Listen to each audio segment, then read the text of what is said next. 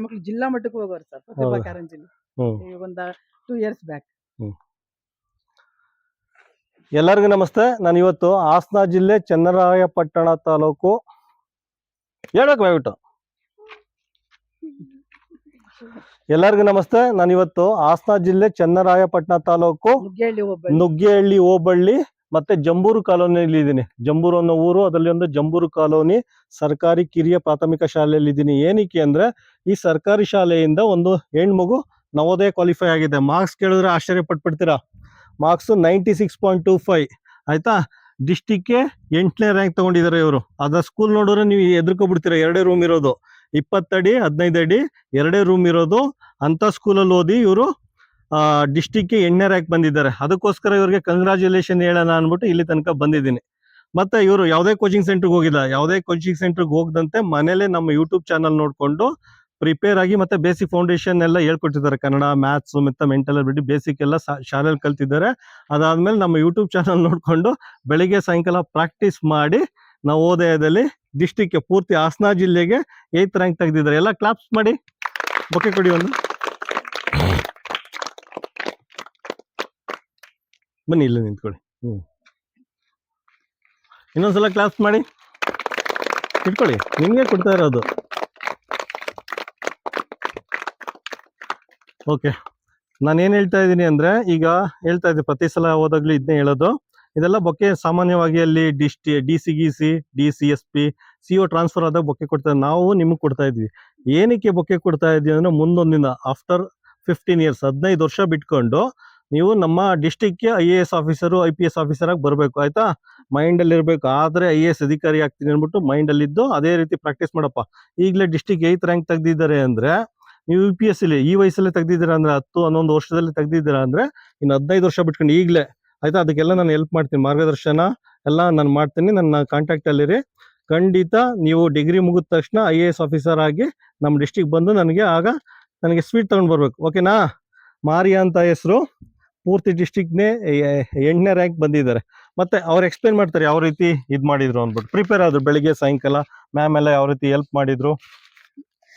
ನಾನು ಇಲ್ಲೇ ಇದ್ಕೊಂಡು ಬೆಳಗ್ಗೆ ಸಾಯಂಕಾಲ ಪ್ರಾಕ್ಟೀಸ್ ಮಾಡ್ತಿದ್ದೆ. ಮತ್ತೆ ಮಿಸ್ಸು ಎಲ್ಲಾನು ಹೇಳ್ಕೊಡ್ತಿದ್ರು. ಮೆಂಟಲ್ ಅಬಿಲಿಟಿ, ಮ್ಯಾಥ್ಸು, ಕನ್ನಡ ಎಲ್ಲ ಹೇಳ್ಕೊಡ್ತಿದ್ರು. ಮತ್ತೆ ಸರ್ದು ಯೂಟ್ಯೂಬ್ ಚಾನಲ್ಲು ಮತ್ತೆ ನಮ್ಮ ಅಕ್ಕ ವರ್ಕ್ ಬುಕ್ ಮಾಡಿಸ್ಕೊಟ್ಟಿದ್ರು. ಅದನ್ನೆಲ್ಲ ನೋಡ್ತಿದ್ದೆ, ಅದನ್ನೆಲ್ಲ ಲೆಕ್ಕ ಮಾಡ್ತಿದ್ದೆ. ಆದ್ರಿಂದ ನಾನು ನವೋದಯ ಪಾಸ್ ಆಗಿದ್ದೀನಿ. ನವೋದಯ ಪಾಸ್ ಅಂದ್ರೆ 96.25. 3 ಮಾರ್ಕ್ಸ್ ಎಲ್ಲೋಯ್ತು ಗೊತ್ತಾ? 3 ಮಾರ್ಕ್ಸು, 2 ಮಾರ್ಕ್ಸ್ ಮೆಂಟಲ್ ಅಬಿಲಿಟಿಲಿ ಹೋಗಿದೆ, 1 ಮಾರ್ಕ್ಸ್ ಪ್ಯಾಸೇಜ್ ಅಲ್ಲಿ ಹೋಗಿದೆ. ಮ್ಯಾಥ್ಸ್ ಅಲ್ಲಿ ಔಟ್ ತೆಗೆದಿದ್ದಾರೆ. 20ಕ್ಕೆ 20 ಮಾರ್ಕ್ಸ್. ಇನ್ನೊಂದ್ಸಲ ಕ್ಲಾಪ್ಸ್ ಮಾಡಿ. ಆಯ್ತಾ, ಹೋಗೋ ತನಕ ಇವರೇ ನಿಮ್ಗೆ ಟೀಚರ್. ಈಗ ನೆಕ್ಸ್ಟ್ ನವೋದಯ ಟೀಚರ್ 3ನೇ ಕ್ಲಾಸ್ 4ನೇ ಕ್ಲಾಸ್ ಯಾರು ಓದ್ತಾ ಇದ್ದೀರಾ, 1.5 ತಿಂಗಳು ಟ್ರೈನ್ ಅಪ್ ಮಾಡ್ತಾರೆ. ಹೋಗ್ ಮುಂಚೆ ಬಿಡಕ್ ಹೋಗ್ಬಿಡಿ. ಆಯ್ತಾ, ಪೂರ್ತಿ ಹೇಳಿಸ್ಕೊಂಡು ಆಮೇಲೆ ಬಿಡಿ. ನೆಕ್ಸ್ಟ್ ನನ್ನ ಇಲ್ಲಿ ಬಂದು ನಿಮ್ಗೆ ಇದ್ ಮಾಡ್ಬೇಕು. ಆಯ್ತಾ, ಇದೇ ರೀತಿ ಒಂದು ವಿಡಿಯೋ ಮಾಡ್ಬೇಕು. ಆ ರೀತಿ ಮಾಡ್ತೀರಾ? ಆ ರೀತಿ ಓದ್ತೀರಾ? ಓಕೆ. ಮತ್ತೆ ಮಾರಿಯಾ ಸಿಂಗರ್ ಕೂಡ ಹಾಡು ಹೇಳ್ತಾರಂತೆ. ಯಾವ್ದು ಹಾಡು ಹೇಳ್ತೀರಾ?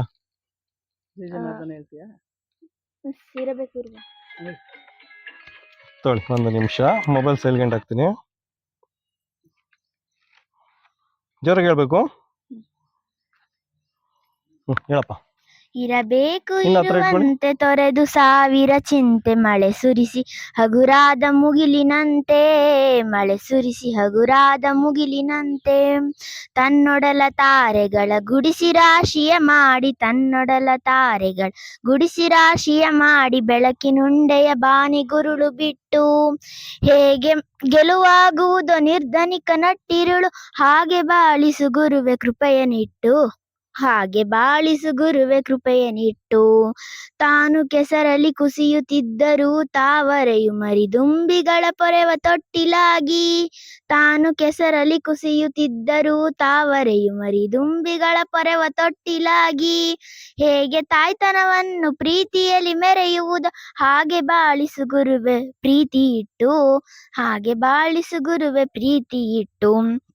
ತಾನು ಬಿಸಿಲಲ್ಲಿ ನಿಂತು ತನ್ನ ಬಳಿ ಬರುವವಗೆ ತಣ್ಣಗಿನ ಆಸರೆಯ ನೆರಳ ಕೊಟ್ಟು, ತಾನು ಬಿಸಿಲಲ್ಲಿ ನಿಂತು ತನ್ನ ಬಳಿ ಬರುವವಗೆ ತಣ್ಣಗಿನ ಆಸರೆಯ ನೆರಳ ಕೊಟ್ಟು, ಹೇಗೆ ಗೆಲುವಾಗುವುದು ಹಸಿರೆಲೆಯ ಹೊಂಗೆ ಮರ, ಹಾಗೆ ಬಾಳಿಸು ಗುರುವೆ ಪ್ರೀತಿ ಇಟ್ಟು, ಹಾಗೆ ಬಾಳಿಸು ಗುರುವೆ ಪ್ರೀತಿ ಇಟ್ಟು.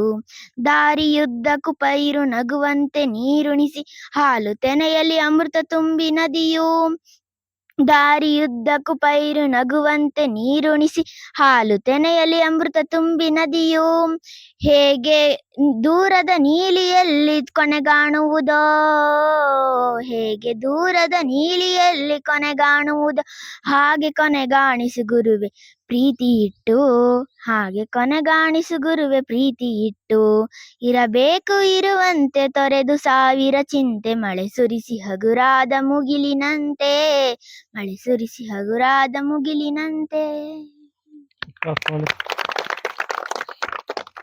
ನೆಕ್ಸ್ಟು ಪೂರ್ತಿ ರಾಜ್ಯದಲ್ಲಿ ಈ ವಿಡಿಯೋ ಏನಾರ ನೋಡ್ತಾರೆ, ದಯವಿಟ್ಟು ನಮ್ಮ ಮಗುಗೊಂದು ಚಾನ್ಸ್ ಕೊಡಿ. ಸರಿಗಮಪ ಅಂದ್ಬಿಟ್ಟು ಸುಮಾರು ನಾನು ಸಾಮಾನ್ಯವಾಗಿ ಟಿವಿ ನೋಡಕ್ ಹೋಗಲ್ಲ, ಕೇಳಿದ್ದೀನಿ ಆ ಥರ ಸಾಂಗ್ ಕಾಂಪಿಟೇಷನ್ ಆ ಥರ ಇದ್ರೆ ದಯವಿಟ್ಟು ನಮ್ಮ ಮಗು ಒಂದ್ಸಲ ಚಾನ್ಸ್ ಕೊಡಿ ಅಂತ ಈ ಮೂಲಕ ನಿಮ್ಮ ನೇರವಾಗಿ ಕೇಳ್ಕೊಳ್ತಾ ಇದ್ದೀನಿ ಮ್ಯಾಮ್.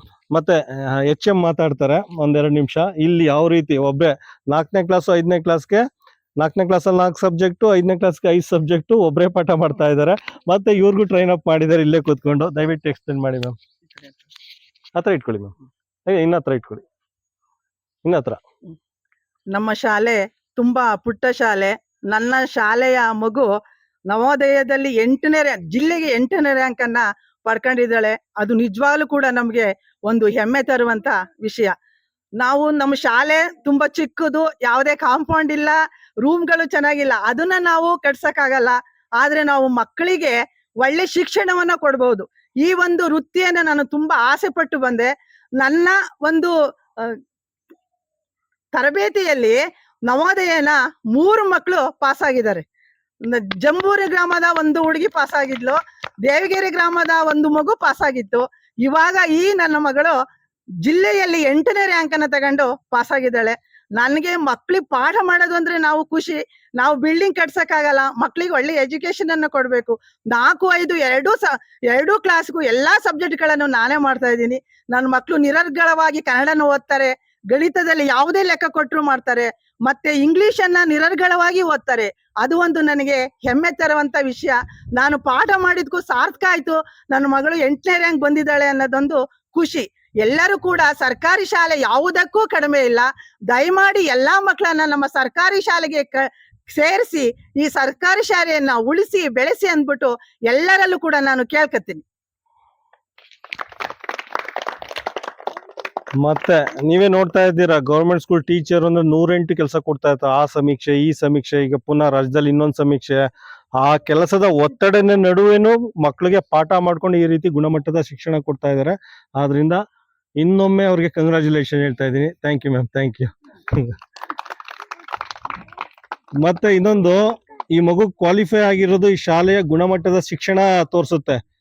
ಫಸ್ಟ್ ರೂಲ್ ನಂಬರ್ 1 ಅಂದ್ರೆ ನವೋದಯ ಕ್ವಾಲಿಫೈ ಆಗಕ್ಕೆ, ಅಣ್ಣ ಇಲ್ಲಿ ಕೇಳಿಸ್ಕೊ, ನಿನ್ಗೆ ಹೇಳ್ತಾ ಇರೋದು ನೋಡಿ, ಗಂಧ ಕುಂಕುಮ ನೋಡಿ ಯಾವ ರೀತಿ ಇಟ್ಕೊಂಡ್ ಬಂದಿದ್ದಾರೆ. ಕರ್ನಾಟಕದ ಬಾವುಟ ಮಧ್ಯ ಕೆಂಪು, ಸುತ್ತ ಹಳದಿ, ಕರ್ನಾಟಕದ ಬಾವುಟನ ಕುಂಕುಮ ಇಟ್ಕೊಂಡು ನಿಂತಿದ್ದಾರೆ. ಆಯ್ತಾ? ನವೋದಯ ಕ್ವಾಲಿಫೈ ಆಗಕ್ಕೆ ಫಸ್ಟ್ ರೂಲ್ ಏನು ಅಂದ್ರೆ ಭಾಷೆ ಮೇಲೆ ಗ್ರಿಪ್ ಇರಬೇಕು. ಭಾಷೆ ಮೇಲೆ ಗ್ರಿಪ್ ಇದ್ರೆ ಪ್ಯಾಸೇಜ್ ಅಲ್ಲಿ 20 ಮಾರ್ಕ್ಸ್ ತೆಗಿಬಹುದು. 19 ತೆಗೆದಿದ್ದಾರೆ, 20ಕ್ಕೆ 19 ಮಾರ್ಕ್ಸ್ ತೆಗೆದಿದ್ದಾರೆ.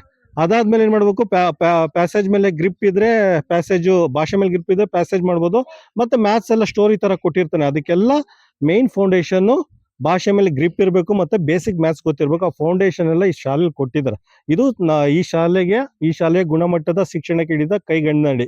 ಆದ್ರಿಂದ ನುಗ್ಗೇನಹಳ್ಳಿ ಹೋಬಳಿಲಿ ಎಷ್ಟು ಗ್ರಾಮಗಳಿದೆಯೋ ಅಷ್ಟು ಗ್ರಾಮಕ್ಕೂ ಇದೊಂದು ಸರ್ಕಾರಿ ಶಾಲೆ ಮಾದರಿ ಅಂತ ಹೇಳ್ಬೋದು. ಮುಂದಿನ ಸಲ ದಯವಿಟ್ಟು ನಿಮ್ಮ ಮಕ್ಕಳನ್ನು ನಮ್ಮ ಸರ್ಕಾರಿ ಶಾಲೆಗೆ ಸೇರಿಸಿ, ಮತ್ತೆ ಸರ್ಕಾರಿ ಶಾಲೆಯ ಟೀಚರ್ ಜೊತೆಲಿ ದೃಢವಾಗಿ ನಿಲ್ಲಿ. ಈ ರೀತಿ ಅವರು ಗುಣಮಟ್ಟದ ಶಿಕ್ಷಣ ಕೊಟ್ಟು ನಮ್ಮ ಮಕ್ಕಳನ್ನ ಭವಿಷ್ಯನ ಉಜ್ವಲ ಮಾಡಕ್ಕೆ ಇದು ಮಾಡ್ತಾರೆ, ಸತತ ಪ್ರಯತ್ನ ಮಾಡ್ತಾ ಇದ್ದಾರೆ ಅಂತ ಈ ಮೂಲಕ ಕೇಳ್ಕೊಳ್ತಾ ಇದ್ದೀನಿ. ಮತ್ತೆ ಈ ಸ್ಕೂಲ್ ತೋರಿಸ್ತೀನಿ ನೋಡಿ, ನಿಮ್ಗೆ ಆಶ್ಚರ್ಯ ಆಗುತ್ತೆ. ಸುತ್ತ ಕಾಂಪೌಂಡ್ ಇಲ್ಲ, ಹಾಗೆ ನೋಡಿ, ಹಂಗೆ ಟರ್ನ್ ಮಾಡಿ, ಹಿಂಗೆ ಇರಿ, 1 ನಿಮಿಷ ಅಲ್ಲೇ ನಿಂತ್ಕೊಳ್ಳಿ, ಟರ್ನ್ ಮಾಡಿ, ಹಿಂಗೆ ನೋಡಿ. ಸುತ್ತ ಕಾಂಪೌಂಡ್ ಇಲ್ಲ. ಈ ತರ ಇದೊಂದು ದೇವಸ್ಥಾನದಲ್ಲಿ ಅರಳಿ ಮರ ಇದ್ದಂಗೆ ಇಲ್ಲೊಂದು ಅರಳಿ ಮರ ಕಾಣಿಸ್ತಾ ಇದೆ. ನಿಧಾನಕ್ಕೆ ಟರ್ನ್ ಮಾಡಿ. ಈ ತರ ಅರಳಿ ಮರ ಇದೆ ಆಯ್ತಾ. ಅದೇನೆ ಎಂಟ್ರೆನ್ಸ್, ಸ್ಕೂಲ್ ಎಂಟ್ರೆನ್ಸ್. ಅದು ನೋಡಿ, ಅದು ಸ್ಕೂಲ್ ಎಂಟ್ರೆನ್ಸ್ ಇದೆ. ಅದು ಅಡುಗೆ ಮನೆ ಮ್ಯಾಮ್, ಅದೊಂದು ಅಡುಗೆ ಮನೆ ಆಯ್ತಾ. ಈಗ ಒಳಗಡೆ ತೋರಿಸ್ತೀನಿ, ಆಶ್ಚರ್ಯ ಪಟ್ಬಿಡ್ತೀರ ನೀವು. ಇಂಥ ಸ್ಕೂಲಲ್ಲಿ 96.25% ತೆಗಿಯೋಕ್ಕಾಗುತ್ತಾ ಮಕ್ಕಳು? ಬಂದ್ರೆ ಒಳಗಡೆ 2 ಕ್ಲಾಸ್ ರೂಮ್ ಇರೋದು.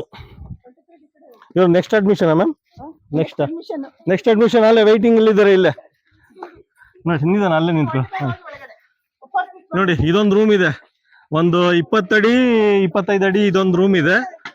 ಹಂಚಿನ ಮನೆ, 1 ಕ್ಲಾಸ್ ರೂಮು, ಮತ್ತೆ ma'am HM room plus school ಅಲ್ಲ.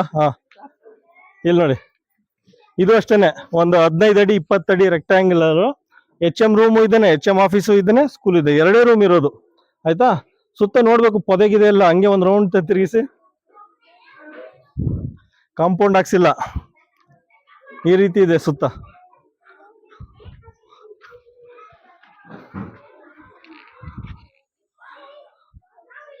ಓಕೆ, ಇಂಥ ಶಾಲೆಯಿಂದಲೂ ಆಯ್ತಾ ಮೂಲಭೂತ ಸೌಕರ್ಯ ಇಷ್ಟು ಕೆಳಮಟ್ಟದಲ್ಲಿದ್ರೂ ಸರ್ಕಾರಿ ಶಾಲೆಯಲ್ಲಿ ನಮ್ಮ ಮಗು ಓದಿ ಡಿಸ್ಟಿಕ್ಗೆ 8ನೇ ರ್ಯಾಂಕ್ ತೆಗೆದಿದ್ದಾರೆ ಅಂದ್ರೆ ಇದಕ್ಕಿಂತ ಉನ್ನತವಾದ ಉದಾಹರಣೆ ಇನ್ನೊಂದಿಲ್ಲ. ಆದ್ರಿಂದ ಎಲ್ಲರನ್ನು ಕೇಳ್ಕೊಳ್ಳೋದು ಇಷ್ಟೇ, ದಯವಿಟ್ಟು ಸರ್ಕಾರಿ ಶಾಲೆಗೆ ಮಕ್ಕಳನ್ನ ಸೇರಿಸಿ ಮತ್ತೆ ಟೀಚರ್ ಜೊತೆ ದೃಢವಾಗಿ ನಿಲ್ಲಿ. ಖಂಡಿತ ಗುಣಮಟ್ಟದ ಶಿಕ್ಷಣ ಸಿಗುತ್ತೆ ಅಂತ ಈ ಮೂಲಕ ಕೇಳ್ಕೊಳ್ತಾ ಇದ್ದೀನಿ. Thank you.